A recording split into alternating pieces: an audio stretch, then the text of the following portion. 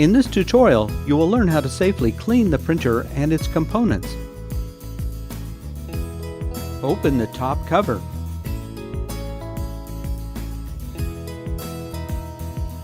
Use a lint-free cloth and isopropyl or ethyl alcohol to clean the heat element of the printhead and the ribbon tension bars.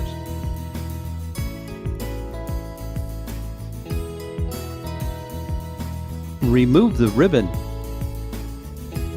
Use a lint-free cloth and isopropyl or ethyl alcohol to clean the platen and the ribbon tension bars. Remove the cleaning roller. Use a lint-free cloth and isopropyl or ethyl alcohol to clean the cleaning roller. Replace the cleaning roller.